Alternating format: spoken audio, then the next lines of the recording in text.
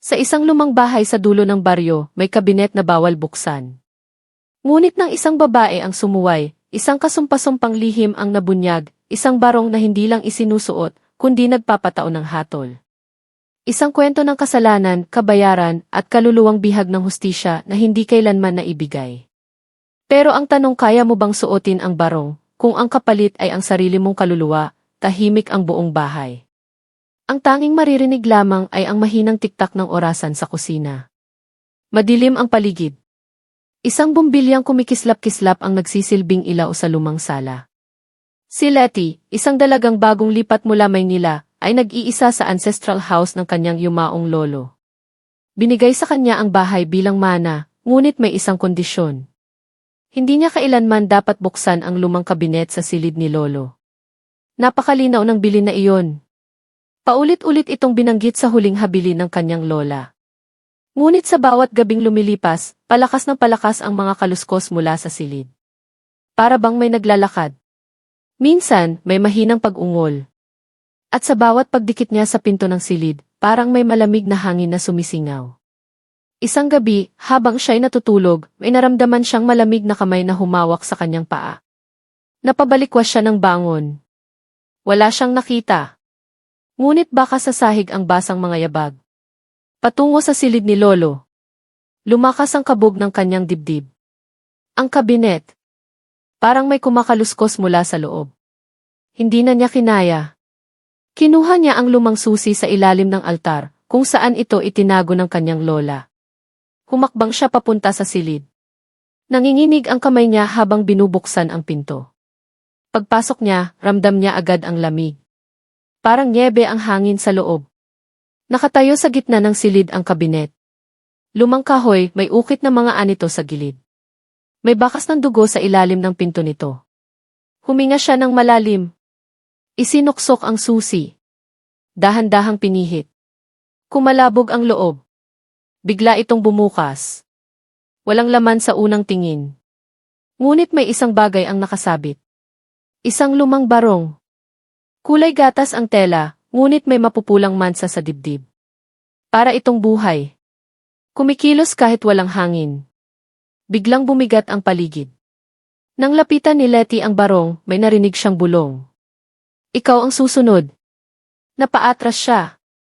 Ngunit ang barong ay parang may sariling buhay. Tumilamsik ito palabas. Lumipad sa ere.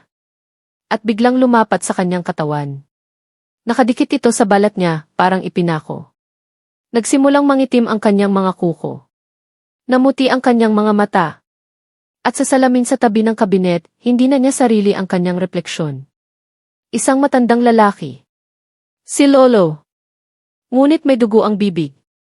Umiti ito sa kanya.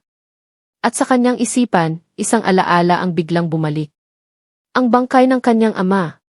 Nang matagpuan ito noon sa silong ng bahay. Suot din ang parehong barong. At ang huling bulong ng lola niya noon habang naluluha. Ang barong na iyan, hinabi mula sa kasalanan. Sa bawat suot, may kaluluwang inaalay. Tumili si Letty. Ngunit walang tinig ang lumabas. Tahimik ang gabi. Ngunit sa loob ng bahay. May bago ng kaluluwang bihag ng lumang barong. Sa bawat oras na lumilipas, unti-unting naglalaho ang dating anyo ni Letty. Ang balat niya ay namumuti gaya ng lumang tela. Ang mga mata niya ay tuluyan ng nawalan ng saysay. Parang siya ay naging manika, buhay ngunit walang kaluluwa. Sa ilalim ng kanyang balat, tila may gumagapang na mga ugat na itim. At ang barong, kumakapit sa kanya na parang ikalawang balat. Minsan, may naririnig siyang boses sa kanyang isipan. Buksan mo ang pinto. Ipakita mo ako sa kanila. Lumipas ang ilang araw, isang pinsan ni Letty ang dumalaw sa bahay. Si Daniel. Walang kaalam-alam sa nangyari. Tinawag niya si Letty. Ngunit ang lumabas sa silid ay hindi na ang pinsan niyang kilala niya. Maamo pa rin ang mukha. Ngunit malamig ang mga mata. Walang emosyon ang tinig. Pasok ka, Daniel. Hindi agad napansin ni Daniel ang kakaiba. Hanggang sa makita niya ang kabinet. Nakatayo pa rin iyon sa parehong lugar. Ngunit may bagong bakas ng dugo sa sahig. Anong nangyari rito? Tanong niya. Ngumiti si Letty. Isang ngiting malamig. Ito ang tagapaglinis ng kasalanan, sabi niya.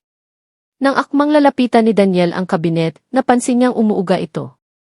May naririnig siyang daing mula sa loob. Maikli, wasak at puno ng paghihirap. May tao ba dyan? Tanong niya, palapit na. Ngunit bago pa siya makalapit, biglang lumipad ang pinto ng kabinet. Isang hangin ang bumalot sa buong silid. At sa gitna ng kaguluhan, nakita niya ang mga kaluluwang parang usok na pilit lumalabas. Lahat sila nakasuot ng lumang barong. Lahat sila walang mukha. Lahat sila sumisigaw. Napaatras si Daniel. Ngunit huli na. Nakapulupot na ang barong sa kanyang lig.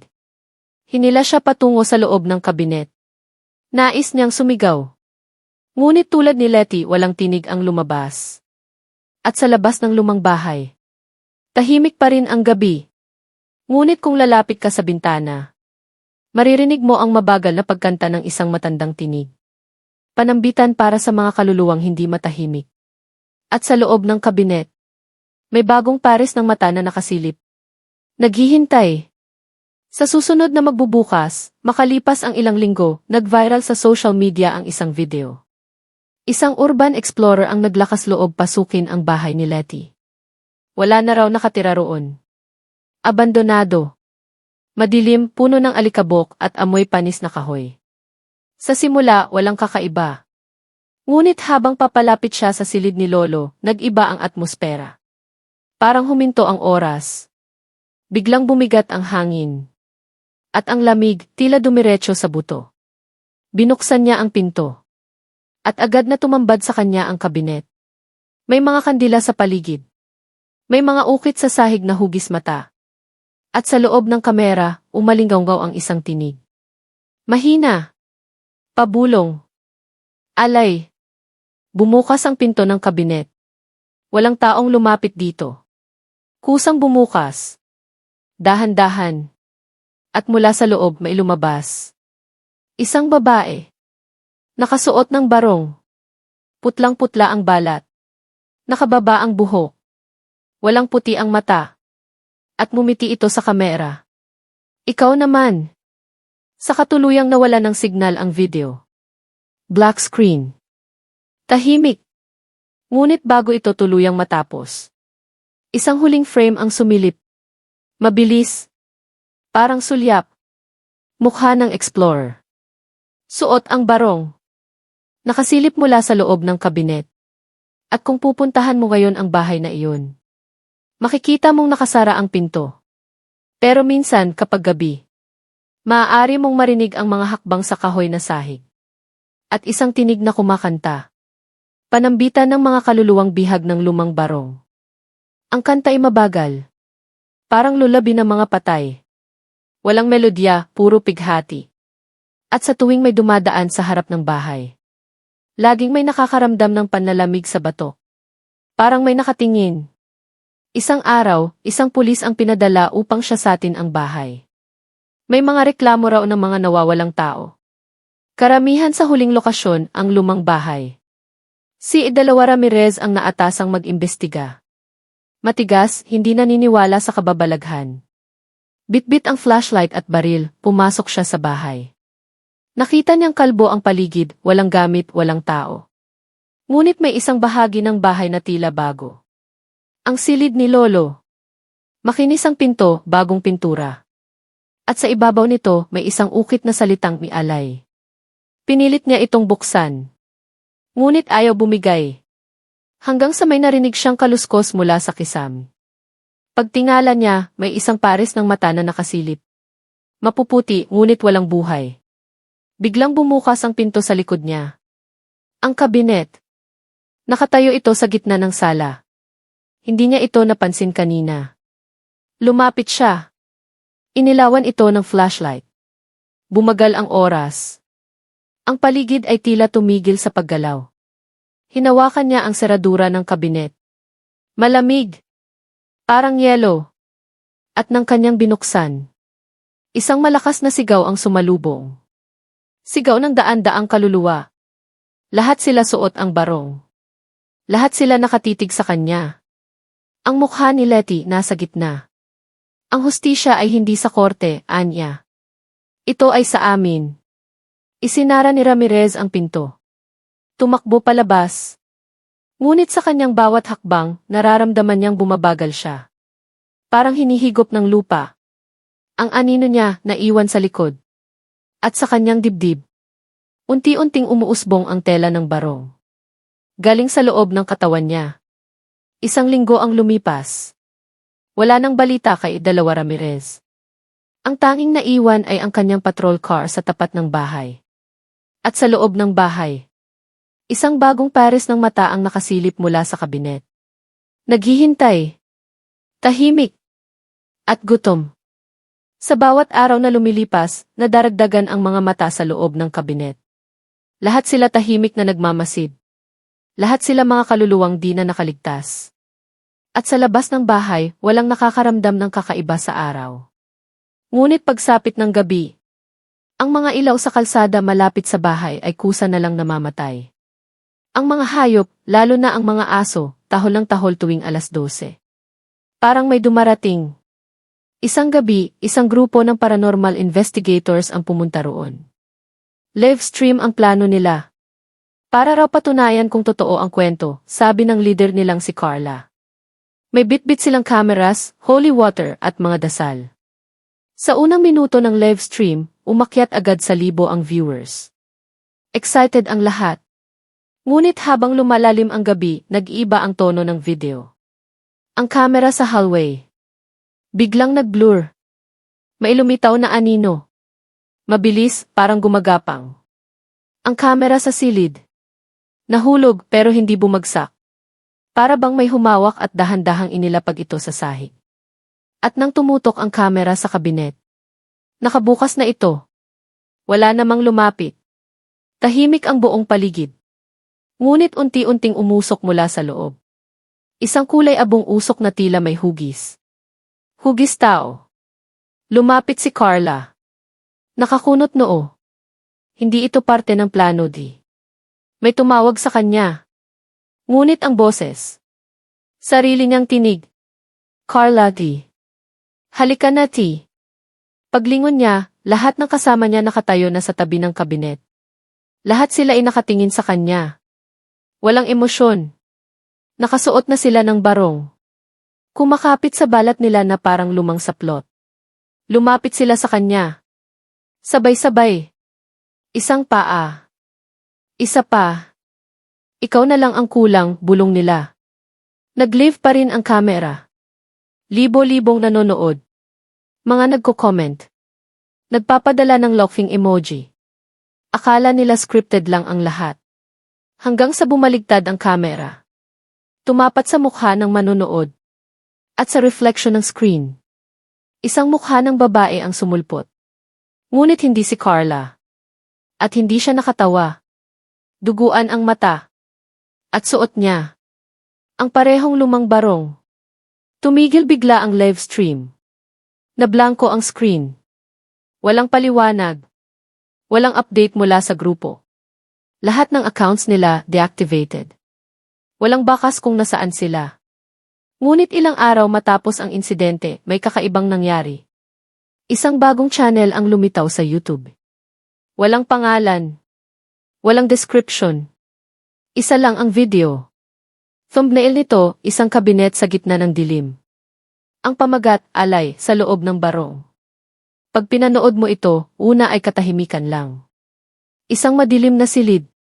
Tapos unti-unting lalapit ang kamera sa kabinet. Habang palapit ng palapit, may maririnig kang bulong. Mahinang dasal, pabaliktad. At kapag dumapo ang lente sa pinto ng kabinet, mailalabas na mata. Hindi lang isa. 10. 20. Lahat nakatingin diretso sa'yo. At kung hindi mo ito agad isasara, mararamdaman mong may malamig na hangin sa likod mo. May tila kamay na dahan-dahang dumadapo sa balikat mo. May bumubulong ng pangalan mo. Kahit hindi mo ito sinabi. At sa mismong screen, ang sarili mong mukha. Pero may suot ng barong. Ang mata mo'y wala ng puti. Nakangiti ka pero hindi mo alam kung bakit. Sa huling segundo ng video, may lumilitaw na sulat kamay na mensahe. Ang mga saksi, sakripisyo na rin. Simula noon, bawat manonood ng video, isa-isa ring nawawala. May iba na stroke habang nanonood. May iba, bigla na lang hindi nagising. At ang ilan nakita ng pamilya nilang nakatayo sa harap ng kabinet sa sariling bahay. Suot ang isang lumang barong. Kumakanta ng panambitan. Walang mata. Walang hininga. Buhay pero hindi na tao. Ngunit may isang survivor. Si Mika. Isa sa mga unang viewer ng misteryosong video. Sa kalagitnaan ng panonood, napansin niyang umiinit ang screen ng kanyang cellphone.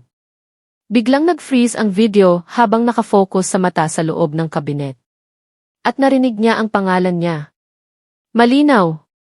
Paulit-ulit. Mikali. Mika, handa ka na ba? Napahagis siya ng cellphone. Tumilapon ito sa sahig at nabasag ang screen. Pero kahit sira na, naririnig pa rin ang boses mula rito. Hindi niya alam kung paano. Walang API na bukas. Walang koneksyon sa internet. Nagmadali siyang lumabas ng bahay. Ngunit paglabas niya, nag-iba na ang paligid. Ang mga kapitbahay niya nakatayo sa kalsada. Lahat sila tahimik. Lahat sila nakasuot ng barong. Wala siyang makita sa kanilang mga mata. Mga blangkong titig. Isang batang babae ang humiwalay sa grupo at lumapit sa kanya. Kilala niya ito, anak ng tindera sa kanto. Pero ngayon, duguan ang mga paa ng bata. At may tela ng barong na lumalabas sa kanyang bibig. Bumulong ito kay Mika. Bumukas na ang huling kabinet. Ikaw ang huling kailangan. Napaatras siya. Tumakbo. Nagkulong sa kwarto. Humagulgol. Ngunit sa salamin sa kanyang aparador, may refleksyong hindi kanya. Isang matandang lalaki. Nakasuot ng barong. At sa likod nito, ang bukas na pinto ng isang lumang kabinet. Mula sa loob, may kamay na dahan-dahang humihila palapit sa kanya. Hindi niya na namalayan. Nakapatong na ang barong sa kanyang balikat. At habang unti-unting lumalapat sa kanyang katawan, narinig niya ang huling bulong ng tinig. Ngayon ikaw na ang tagabantay. Panahon mo na upang buksan para sa susunod. Kinabukasan, tahimik ang buong barangay. Walang tao sa kalsada. Walang bata sa labas. Sarado ang mga tindahan. Isang matandang lalaki ang naglalakad mag-isa, tangan ang kanyang rosaryo. Nagtataka siya, bakit parang nawalan ng buhay ang buong paligid. Pagdating niya sa dulo ng kalsada, huminto siya sa harap ng bahay ni Mika. May bago sa bahay. Isang plakang nakasabit sa pintuan. Inukit sa kahoy ang salitang tagapagbantay. Lumapit siya. Tumulak ng pinto. Walang nakakandado. Tahimik sa loob. Amoy lumang kahoy at insenso. Sa gitna ng sala may isang kabinet. Bago na ito, hindi na ang dati. Mas malaki. Mas detalyado ang mga ukit. Mga aninong lumuluhod, mga mukhang humihiyaw. At sa ibabaw nito, isang barong. Malinis. Puting-puti. Pero may isang patak ng dugo sa kwelyo. Sa salamin sa tapat ng kabinet, may nakatayo. Si Mika. Ngunit hindi siya gumagalaw. Nakasuot siya ng barong. Ang mga mata niya ay kulay abo. Walang puti. Walang emosyon. Tila larawang nabuhay. Napaatras ang matanda. Ngunit bago pa siya makalabas, bumukas ang kabinet. Walang hangin. Walang tao. Pero bumukas ito. Mula sa loob may lumabas na usok. At isang pares ng mata. Nakatingin sa kanya. At muling bumigkas ang parehong panambitan. Mas malungkot. Mas mabagal. Mas malalim. Isang kaluluwa, isang katawan, isang kasalanan. At sa labas ng bahay. Sa bawat bintana sa barangay.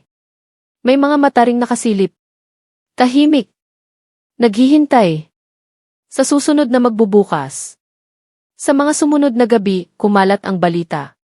May mga nawala na naman. Walang palatandaan ng sapilitang pagpasok. Walang tunog ng kaguluhan. Tanging iniwang bukas ang mga pinto ng bahay. At sa bawat isa may iisang iniwang bakas. Isang barong. Nakaayos sa gitna ng sahig. Parang anyayang suotin ito. Ang mga pari at albularyo'y tinawag. Nagdasal. Nagsaboy ng banal na tubig. Nagsunog ng insenso. Ngunit bawat ritual ay nauwi sa katahimikan. At sa takot. Isa-isang natutulala ang mga taong sumubok lumaban. Hindi na nagsasalita. Hindi na kumikibo. At kapag dumidilim na, minsan ay naririnig na nila ang panambitan kahit wala sa malapit. Tila sumasabay sa ihip ng hangin. Hanggang isang gabi, may batang tumakbo sa munisipyo. Umiiyak. Punit ang damit. Sugatan ang braso. Ako lang po ang nakatakas. Anya. Nakita ko sila eh. Nakatayo sa sala lahat sila. Nakasuot ng barong. Nang tinanong kung sino ang sila. Sumigaw ang bata. Kami. Mga kamag-anak ko. Kaibigan ko. Silang lahat nanonood ng kabinet. At saka ito nawalan ng malay. Pagdating ng mga otoridad sa bahay ng bata. Walang tao. Tahimik. Ngunit sa gitna ng bahay may bagong kabinet na nakatayo. Hindi iyon naroon dati. At sa harap nito, isang sulat na nakadikit sa pinto. Nakasulat sa dugo. Isa lang. At habang binabasa ng pulis ang sulat, dahan-dahang bumukas ang kabinet. Walang hangin. Walang kilusan. Pero mula sa loob, lumabas ang isang tinig. Mahinang boses ng bata. Pasok ka na, T. Ikaw ang huling tagapagbantay. At sa likod ng pulis, dumami na ang anino. Lahat tahimik. Lahat may suot ng lumang barong. Napalingon ang pulis. Ngunit huli na. Ang mga anino ay nakapaligid na sa kanya. Isa-isa silang lumalapit. Walang ingay. Parang lumulutang. Sa gitna nila, si Mika. Ngunit hindi na siya ang Mika na kilala ng lahat. Ang kanyang balat ay parang papel, manipis at puti. Ang kanyang bibig ay nakangiti pero ang mga mata. Walang buhay. Walang kaluluwa. Hinawakan niya ang kamay ng pulis. Malamig. Matagal ka naming hinintay, Anya. Dumapo ang barong mula sa ere. Parang may sariling buhay. Lumipad ito at dumantay sa balikat ng pulis. Kumapit. Lumapat sa kanyang katawan. Walang nagawa ang pulis kundi titigan ang kabinet. Sa loob nito, mailiwanag. Isang maliwanag na silid. Pero sa silid, may mga taong nakaupo sa sahig. Pabilog. Lahat nakayuko. Lahat may suot na barong. At sa gitna nila, isang luma at sira-sirang bangkay. Mukhang dekada na itong nandoon. Ngunit humihinga ito. Mabagal. Isa. Dalawa. Bumukas ang bibig nito.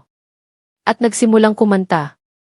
Ang parehong panambitan na narinig ng lahat. At nangganap ng matakpan ng barong ang pulis. Napapikit siya. Hindi sa takot.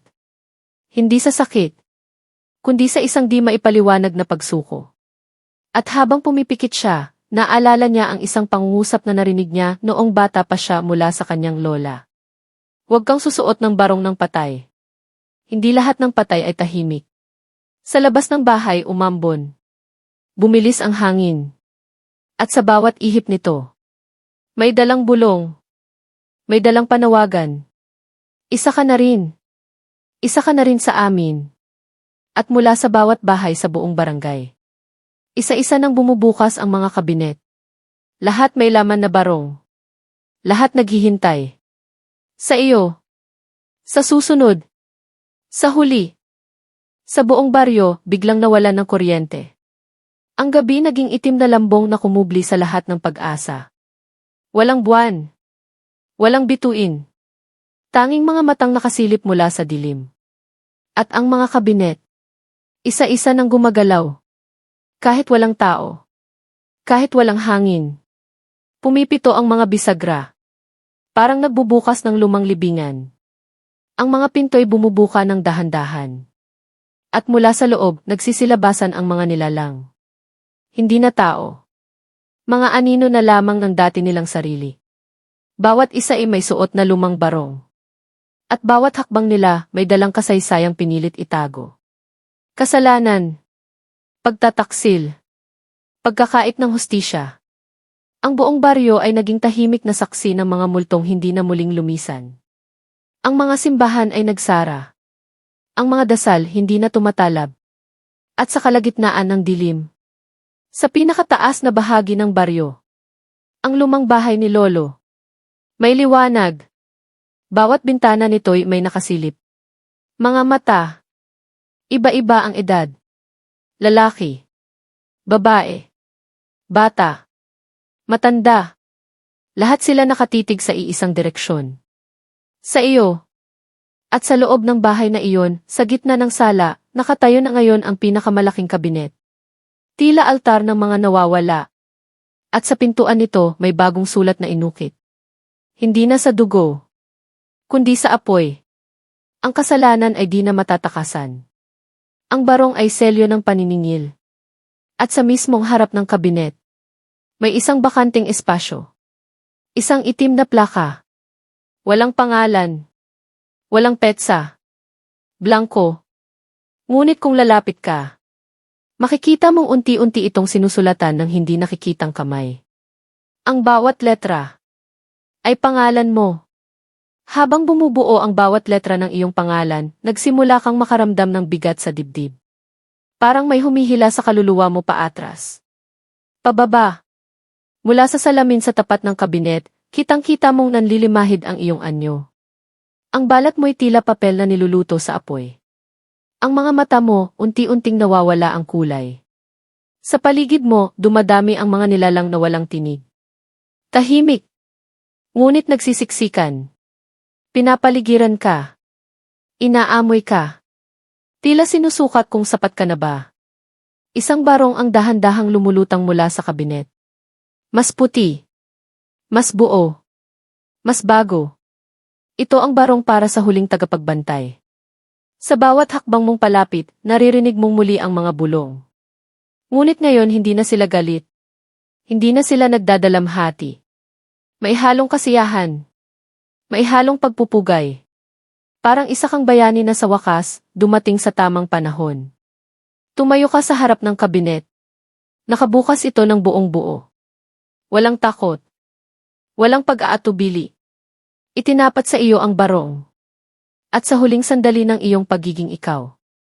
Habang isinusuklob ito sa iyong katawan. Narinig mong muli ang tinig ni Mika. Malinaw. Maamo. Ngayon ikaw na ang magbabantay sa mga susunod. Ikaw na ang magbubukas. At sa iyong unang hakbang bilang bagong tagapagbantay. Bumalik ang ilaw sa buong baryo. Parang walang nangyari. Tahimik. Payapa. Ngunit sa bawat bahay, may isang kabinet na hindi pa nabubuksan. At sa likod ng bawat pinto, isang kwento ng kasalanan ang naghihintay ng paniningil. Isang barong ang nakahanda. Para sa susunod. Para sa iyo. Sa labas, bumalik ang normal na ingay ng baryo. Mga tricycle na dumaraan. Mga batang naglalaro. Mga tindera sa kanto nagkukwentuhan. Walang nakakaramdam ng kakaiba. Walang nakakaalam na may bagong tagapagbantay. Na ang lahat ng kababalaghan ay tahimik nang bumalik sa ilalim ng balat ng baryo. Ngunit tuwing sasapit ang 12:00 ng gabi, sa ilang bahay may naririnig na kaluskos. Minsan, tila may naglalakad sa loob kahit lahat ay tulog. Minsan, maririnig ang mga yapak ng taong nakapaa. Minsan, ang pintuan ng kabinet sa kusina o sa kwarto. Bigla na lang bumubukas. Walang hangin. Walang dahilan. Tapos, sa sahig may barong. Maayos na nakatiklop. Parang alay. Parang paanyaya. At sa tuwing may isang kaluluwang nagkasala na hindi nakamtan ang hustisya. Sa tuwing may isang lihim na pilit itinatago. Isang bagong pangalan ang inuukit sa plaka sa lumang bahay sa dulo ng kalsada. Isa na namang kwento ang nadaragdag sa mga nilamon ng katahimikan. Ikaw, na ngayoy tagapagbantay, ay gising sa gitna ng gabi. Nakaupo sa harap ng kabinet. Tahimik. Nakahanda. Sapagkat alam mong darating ang susunod. Hindi ngayon. Hindi bukas. Pero tiyak. At kapag dumating siya, iaabot mo sa kanya ang barong. At sasabihin mo ang parehong mga salitang bumalot na sa daan-daang kaluluwa. Isuot mo ito para sa kasalanan na hindi pa nababayaran. At kapag maisuot na niya ang barong, ang gabi ay muling tatahimik. Ang hangin, lalalim. Ang oras, titigil. At ang anino mo sa dingding, hindi nagagalaw kasabay mo. Dahil hindi na ikaw ang nagdidikta ng kilos mo. May mas malalim ng puwersang nasa ilalim ng iyong balat. Isang puwersang uhaw sa katarungan. Kahit baluktot. Kahit marahas. Sa bawat biktima na walang narinig na patawad. Sa bawat bangkay na ibinaon at kinalimutan. Sa bawat sigaw na hindi umabot sa korte, sa media, sa simbahan. Naroon ang dahilan ng barong. At naroon ka. Bilang bagong tagapaghatid. Hindi bilang bayani. Hindi bilang biktima. Kundi bilang tagapagsilbi ng isang batas na isinulat hindi sa papel. Kundi sa dugo. Sa loob ng kabinet may daan-daang mata. Hindi lahat ay masama. Hindi lahat ay inosente. Ngunit lahat ay naghihintay. At sa bawat hakbang mo sa dilim. Sa bawat bahay na nilalapitan mo sa gabi. Bitbit mo ang katahimikan. Bitbit mo ang hatol. Bitbit mo ang barong. Sapagkat sa mundong ito, kung saan nabubulok ang hustisya, ang lumang barong na lamang ang natitirang tagapaghatid ng paniningil. At sa bawat gabing dinadalaw mo ang mga hindi inaasahan. Mga dating mapagmataas. Mga nagtatago sa yaman, kapangyarihan at kasinungalingan.